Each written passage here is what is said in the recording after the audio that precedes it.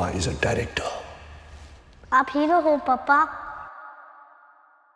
तो ladies and gentleman, जितना मेरे को आज तक फिल्मों का ज्ञान है वो सब तुम्हारे साथ बांटने वाला हूँ। 2026 में अगर हम लोग बात करें कि एक फैबुलस मूवी कैसे बनाई जा सकती है, वो क्या टिप्स एंड ट्रिक्स हैं जिसके थ्रू एक फैबुलस मूवी बनाई जा सकती है 2025 सॉरी अभी तक उसी में फंसा हूँ 2026 में। मैंने कुछ पॉइंटर्स बनाए और इन पॉइंटर्स को खत्म करने के बाद मेरे अपने कुछ थॉट प्रोसेसेस हैं, मैं वो तुमको बताऊंगा कि भाई ठीक है कैसे बनाए, मतलब मेरे को क्या पसंद है और ऑडियंस को भी आजकल क्या देखना पसंद है फिल्मों में, जिससे जो कि वो लोग मतलब जिस फिल्म को देख के वो लोग बोलते हैं भाई क्या सिनेमा देख के आए हम लोग, वही उसी चीज की बातें हम लोग करने वाले। पॉइंट नंबर 1, कॉन्सेप्ट से नहीं कोर से शुरू करो। 2026 में ऑडियंस आइडिया से प्यार नहीं करती, आइडियाज तो भाई कोई कितना भी ला सकता है। मेन बात ऑडियंस प्यार करती है इमोशंस से। तुम खुद से पूछना कि इस मूवी को देखने के बाद थिएटर से निकला जब मैं, मेरे मन में क्या इमोशंस थे इस मूवी को लेकर, गुस्सा, गर्व, गिल्ट, उम्मीद, डर, क्या थे। सबसे पहला पॉइंटर ये कि ऑडियंस को तुम क्या फील कराना चाहते हो कि जब वो थिएटर से निकले क्या फील करते हुए निकले, मूवी में उन लोगों ने क्या देखा है। धुरंधर और एनिमल तुम दोनों को याद करो, जब तुम थिएटर से निकलते हो तुम्हारे दिमाग में सबसे पहला इमोशन आता है कि भाई अब यहाँ से आगे क्या। मूवी तो भाई फैबुलस, भाई हमने रहमान डगैत की एंट्री देख ली, हमने सब एकदम एक से एक चीज देख ली, रॉ का बेस्ट पोर्ट्रेयल देख लिया, इसके आगे अब स्टोरी और क्या दिखाई। तुम जब धुरंधर थिएटर से निकलने के बाद याद करते हो ना, तुमको महसूस होती है मैस्कुलिनिटी, टेस्टोस्टेरोन, एड्रेनल रश होता है अंदर कि भाई क्या फिल्म देख के आया मैं, होता है ना। और यही एड्रेनल रश तुमको एनिमल से जब तुम निकले होगे तब भी मिला होगा। धुरंधर ले लो या एनिमल ले लो, दोनों ही मूवीज रिलाई करती है मैस्कुलिनिटी के ऊपर, टेस्टोस्टेरोन के ऊपर। जब एक जानवर दूसरे जानवर से लड़ रहा है तो उनके बीच रहम नहीं होनी चाहिए, क्योंकि इसी को रियलिस्टिक सिनेमा कहते हैं। अगर तुम अपनी स्टोरी को एक इमोशन में एक्सप्लेन नहीं कर सकते हो तो तुम्हारी स्टोरी ऑलरेडी बहुत वीक। सेकंड पॉइंट, ऐसे हीरोज को लिखो जिनके लिए लोग हमेशा ही डिवाइडेड रहे, हमेशा ही लड़ते रहे। Perfect heroes, politically corrected heroes का टाइम गया। आज के टाइम में विलन्स भी लोगों को बोर लगते हैं। तुम्हारा लीड कैरेक्टर कहीं सही होना चाहिए, कहीं गलत होना चाहिए, और उस कैरेक्टर में अपनों को हर्ट करने की भी कैपेसिटी होनी चाहिए। जब तुम्हारा कैरेक्टर ग्रे शेड में होता है ना, उसकी मोरालिटी भी ग्रे शेड में होती है, तो लोगों की रिपीट वैल्यू बढ़ जाती है फिल्म के लिए। लोग उस चीज को रिपीट में देखते हैं कि भाई इसने क्या बोला, अभी इसने क्या किया, अभी ये सही किया या गलत किया। धुरंधर और एनिमल की ऑडियंस को देखो,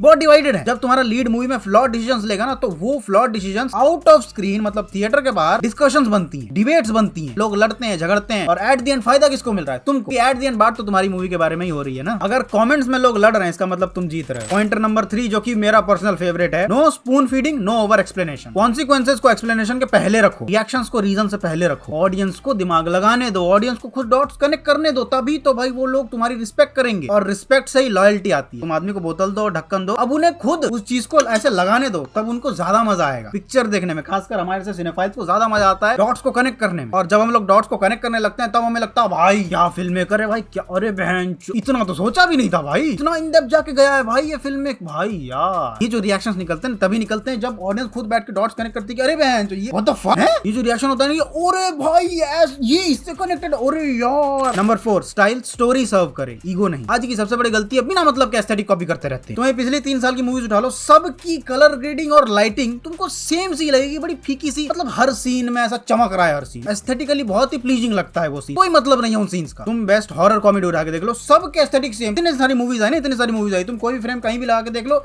सबका विजुअल, सबका लाइटिंग, कुछ मूवीज में तो डायरेक्शन भी सेम ही लगती है, भाई इसका भी सेम है, इसका भी। भाई क्या, क्यों यूनिक क्या रहेगा, एस्थेटिक क्यों कॉपी कर रहे हो? तुम खुद से पूछो कि मैं हैंड हेल्ड शॉट क्यों ले रहा हूं, यहाँ पे स्लोमो चाहिए, और अगर चाहिए तो क्यों चाहिए? इस पूरे सीन को मैंने साइलेंस रखा है, क्यों रखा है? इस साइलेंस का कोई मतलब भी है, या फिर मैं ऐसे ही बस मेरे को फिलर्स नहीं मिल रहा, मेरे को कुछ जगह नहीं मिल रहा तो मैंने उस चीज को साइलेंस रख दिया? हर एक सीन का, हर एक शॉट का, हर एक फ्रेम का जवाब होना चाहिए। इस सीन का मतलब क्या है, इस सीन का फील क्या है, ये ऑडियंस को दिखाओ। ये सीन क्यों है? विजुअल्स जो है इमोशंस को एम्पलीफाई करना चाहिए, एस्थेटिक्स को नहीं, डेकोरेशन को नहीं। मूवी थिएटर लोग डेकोरेशन देखने नहीं जा रहे, वो इमोशंस फील करने जा रहे हैं, वो सिनेमा देखने जा रहे हैं, उनको वो दिखाओ। पॉइंट नंबर 5, बैकग्राउंड म्यूजिक सिर्फ बैकग्राउंड म्यूजिक नहीं है, वो एक नैरेटिव है। म्यूजिक को लेट एंट्री करना, अर्ली एग्जिट करना, और जब बंद हो तो ऑडियंस को दर्द होना चाहिए। आज के टाइम में साइलेंस सबसे बेस्ट बैकग्राउंड स्कोर है। अगर कोई सीरियस सीन चल रहा है ना, उसको साइलेंट रखो, सिर्फ एक्टर के इमोशंस पे खेलो, एक्टर को दिखाओ कि भाई वो एक्टिंग कितना सही, उसका कोई सीरियस बातें चल रही ना, बैकग्राउंड म्यूजिक रखो ही मत, एकदम साइलेंस रखो, सीरियस रखो उस सीन को, एकदम कट टू कट रखो। दो लोग जब बात करें उनके बीच में जो साइलेंस है उसमें ऑडियंस को डर लगना चाहिए कि भाई अब क्या बोलेगा ये,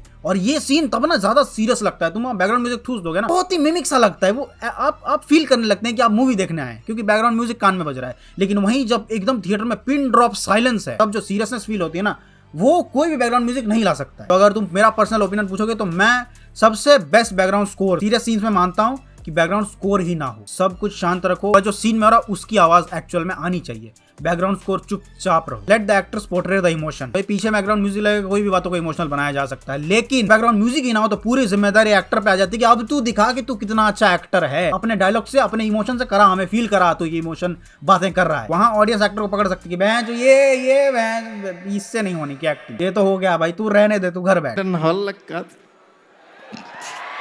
एनिमल का एंडिंग सीन याद करो, जब वो बाप बेटा का आपस में बातचीत चल रहा होता है, वहां पे बहुत ही मिनिमल, मतलब एकदम ऑलमोस्ट कम रखा है, बहुत ही कम संदीप रेड्डी वांगा ने, क्योंकि उसको वो सीन ना एकदम इमोशन टू इमोशन कनेक्ट करवाने थे, जहां जरूरत है वहां पे उसने डाला है, वरना मोस्टली वो वाला सीन पूरा साइलेंट है। साउंड इफेक्ट्स हैं बट बैकग्राउंड म्यूजिक बहुत कम है, बहुत बाद में जाके आता है, हल्का सा स्लाइटली वो पापा मेरी जान वाला जो बैकग्राउंड म्यूजिक है वो बजता है, बट उसके पहले बैकग्राउंड स्कोर बहुत कम है, एकदम शांत है, खाली साउंड इफेक्ट्स आ रहे हैं। तभी तुम देखना वो सीन कितना इंपैक्टफुल लगता है। सिर्फ दो एक्टर्स ने थिएटर के अंदर हमारे टट्टे जाम कर दिए थे, सिर्फ आपस की बातचीत से। That's called an actor, that's called an emotion, that's called a director, that's called a story, that's called a scene, ऐसे लिखते हैं। पॉइंट नंबर 6, पहले कॉन्फ्लिक्ट पर्सनल बनाओ, फिर उसका स्केल बढ़ाओ। आज के टाइम में जब लोग सिनेमा देखने जाते हैं तो वो केयर नहीं करते, नेशन, सिस्टम्स, पॉलिटिक्स, लोगों को घंटा फर्क नहीं पड़ता इस चीज से। लोग केयर करते हैं आज के टाइम में थिएटर में एक टूटा हुआ रिलेशनशिप, एक इम्पॉसिबल चॉइस, एक मॉरल कॉम्प्रोमाइज। जब ये काम करे तब तुम स्केल बढ़ाओ, फिर लोगों को थिएटर से अपनी दुनिया में लेके जाओ। तुरंत याद करो, पहले तुमको एक सीन दिखाया जाता है, फिर उस सीन को पर्सनल बनाया जाता है, फिर उसके बाद अत्याधार तुमको पूरे मूवी का स्केल दिखाते हैं। पॉइंट नंबर 7, ऑडियंस के पेशेंस को मार दो, ऑडियंस को कंफर्टेबल करो ही मत, उनकी पेसिंग को पकड़ के रखो। एक फैबुलस मूवी कभी कंफर्टेबल नहीं हो सकती, मिक्स करना सीखो। लंबी tension, sudden release, loud chaos, dead silence, hopes, तुरंत कॉन्सिक्वेंसेस। अगर ऑडियंस थिएटर में रिलैक्स कर रही है, इट मींस वो बोर हो रही है, इट मींस वहां पे फिल्म मेकर हार गया। नंबर 8, एंडिंग फिल्म को नया मतलब दे। ग्रेट एंडिंग कभी भी स्टोरी को खत्म नहीं करती, वो पूरी मूवी को रीडिफाइन करती है। ऑडियंस का रिएक्शन होना चाहिए, वेट, तो असली बात ये थी। एनिमल का एंडिंग सीन याद करो, जब बाप बेटे का कॉन्फ्लिक्ट होता है, माउथ टू माउथ जब दोनों भिड़ते हैं, तब तुमको पता चलता है ओके इसीलिए ये अपने बाप के लिए इतना पागल है और ये सब करता डोल रहा है। हम लोग को लगता था ना कि वो कैरेक्टर पागल है, बट वो कैरेक्टर पागल नहीं है, वो कैरेक्टर अपने बाप के प्यार के लिए क्रेव कर रहा है, हमें एंडिंग में जाकर पता चलती है। वो एंडिंग मूवी को देखने का बहुत हद तक लोगों का पॉइंट ऑफ व्यू बदल देता है। धुरंधर का एक्चुअल एंडिंग हम लोगों ने अभी तक देखा नहीं, जहां पे मूवी एंड हुई वहां पे वो एंड होने वाली कभी थी नहीं, वहां पे मूवी का इंटरवल आने वाला होता। लेकिन इन लोगों ने जब 2 मूवी में स्लाइस किया तो पूरी फिल्म मेकिंग चुद गई वहां पे। धुरंधर 2 के एंडिंग में हमें पता चलेगा कि ओके पूरी मूवी रीडिफाइन क्या चीज को कर रही है। पॉइंट नंबर 9, मार्केटिंग स्क्रिप्ट के अंदर से शुरू होती है। अगर तुम्हारी फिल्म में कोई कंट्रोवर्शियल डिसीजन नहीं, कोई मीम वर्दी मोमेंट नहीं, कोई कोटेबल साइलेंस नहीं, तो इस टाइम वो मूवी ट्रेवल ही नहीं करेगी। एक सीन अपनी लिखाई में डिजाइन करो जिसको लोग क्लिप करें, जिस सीन पे लोग डिबेट करें, जिस सीन को लोग रिमिक्स करें। पॉइंट नंबर 10, शूट से पहले खुद से ब्रूटल सवाल करो, खुद से ऑनेस्टली पूछो, अगर मैं ये फिल्म नहीं बना रहा होता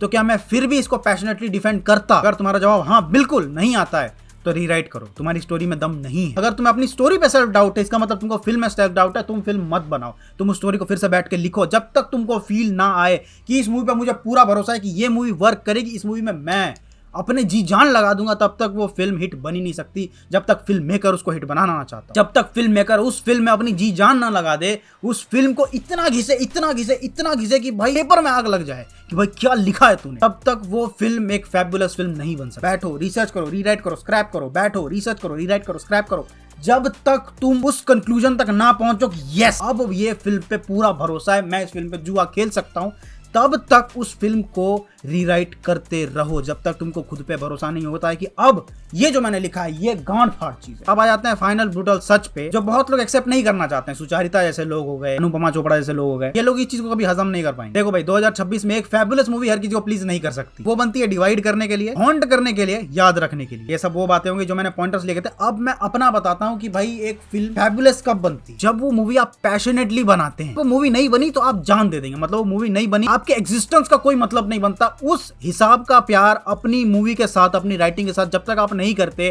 तब तक आप एक फैबुलस मूवी नहीं बना सकते। वो मूवी नहीं है, वो आपका बच्चा है, उसको वैसे रखो, उसको वैसे बनाओ, उसको वैसे बड़ा करो। लोगों को एक एक सेकंड में, मूवी के एक एक फ्रेम में आपकी लिखाई की मेहनत दिखनी चाहिए। आदित्य धार ने धुरंधर को इतने डिटेल में लिखा है ना, तुम एक फ्रेम पकड़ो, उस फ्रेम में 10 चीजें निकल आएगी, अरे बहन तो ये ओ भाई ये ऐसा था, इसका ये मतलब है, उसका वो मतलब है, इसका ये मतलब है। इतना पिन पॉइंट रखा है कि उसका अगर तुम मतलब का मतलब भी निकालने जाओगे ना तो उसका मतलब भी आपकी गांड फाड़ देगा। इतना डिटेल राइटिंग मेरे को इंप्रेस कर देता है भाई। धुरंधर में कहीं भी आदित्य दादा ने स्पून फीड नहीं किया कि भाई ये देखो इसका मतलब ना ये होता है, ये देखो इसका मतलब ना ये होता है, उसने वो की ही नहीं है। उसने डायलॉग्स में बोल दिया, बाकी ऑडियंस खुद बैठ के घर आके भाई इसका सीन ये होता है, ये होता है, ये होता है, ये इससे कनेक्टेड है, ये इससे कनेक्टेड है, ये इससे कनेक्टेड है। और फिर जब तुम बैठ के देखते हो कि भाई आदित्य धार ने क्या मेहनत करी है, तुम भाई उसके गाल चूम लोगे, तुम उस भाई मैं पीजे के साथ हूँ, मैं बैठूंगा कि भाई ये राइटिंग, ये level of detailing, I love that भाई, आई लव दैट। एंड हाँ, एक और चीज, तुम जो भी चीज ड्रॉप करो, जो भी ट्रेलर, टीजर, पोस्टर, एक छोटा सा इमेज भी अगर तुम ड्रॉप करो ना, उस इमेज का भी बड़ा बड़ा मतलब निकलना चाहिए। लोग उस इमेज को बैठ के एक एक डॉट्स कनेक्ट कर करके देखें कि भाई ये कहाँ है, ये कहाँ है, वो कहाँ है, ये कैसे होता है, ये कैसे होता है।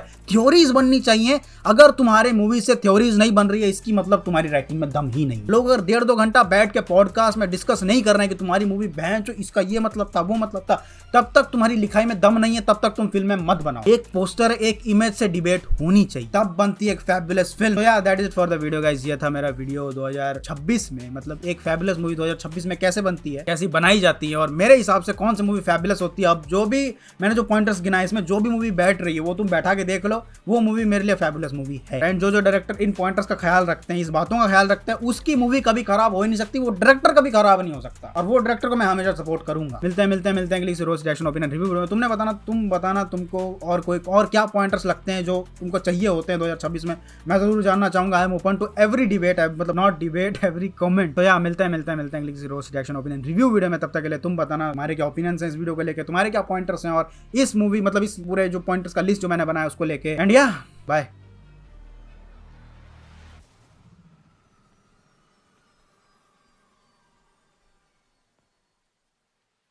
கீழே இறங்குப்பா